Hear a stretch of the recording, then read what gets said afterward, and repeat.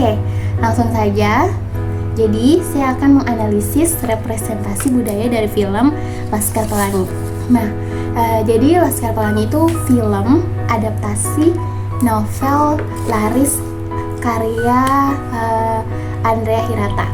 Kalau kita mau menganalisis representasi budayanya, kita perlu satu pemahaman dulu apa itu representasi.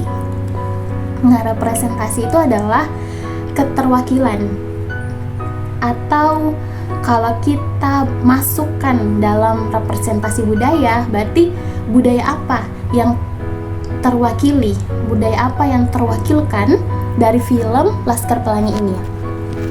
Nah, ternyata masih ada ya sekolah-sekolah yang mengalami kesulitan dalam administrasi gitu. Hal ini tuh bisa dilihat dalam adegan ketika Harfan ini adalah selaku kepala sekolah dari sekolah Muhammadiyah gitu.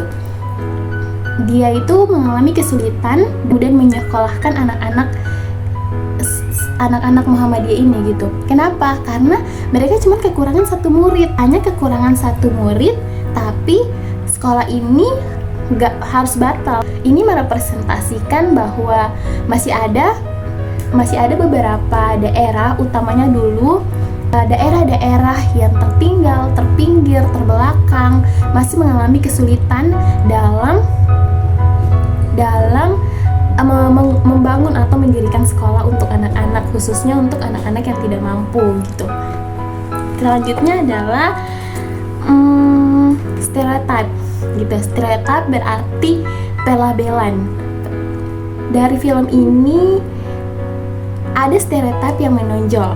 Yang pertama itu adalah bagaimana kita kemudian memahami bahwa ternyata orang kaya itu akan masuk di sekolah negeri atau sekolah di bawah naungan perusahaan nasional timah gitu, dan orang-orang yang keluarganya, ayahnya itu adalah petani atau nelayan, maka dia akan sekolah di sekolah Muhammadiyah, sekolah dengan keterbatasan gitu.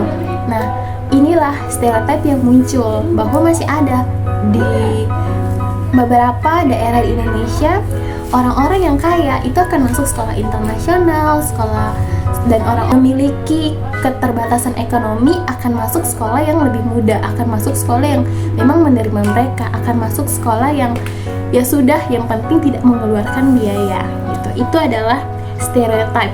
Selanjutnya, kalau sebenarnya ini nggak masuk di skrip, tapi jelaskan saja. Jadi ada adegan di mana si laki-laki ini tuh suka sama perempuan.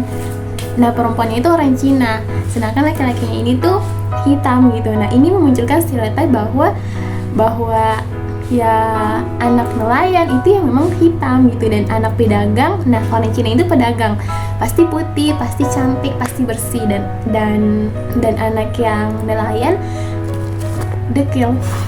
Jadi nilai-nilai budayanya itu, nah walaupun sekolahnya itu penuh keterbatasan, tapi lintang. Jadi lintang itu adalah siswa yang pintar. Terus mahar ini bukan pintar juga, tapi dia ahli dalam seni gitu. Mereka berhasil membuktikan bahwa walaupun sekolahnya mereka minim fasilitas, tapi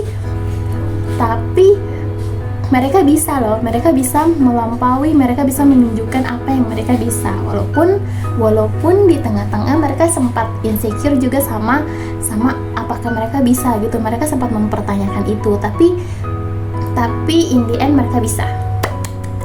Kalau dalam KBBI, ideologi itu adalah cara berpikirnya orang yang kemudian mereka yakini gitu. Nah, ideologi dalam film Laskar Pelangi itu adalah ideologi pendidikan yang berdasarkan nilai-nilai keislaman.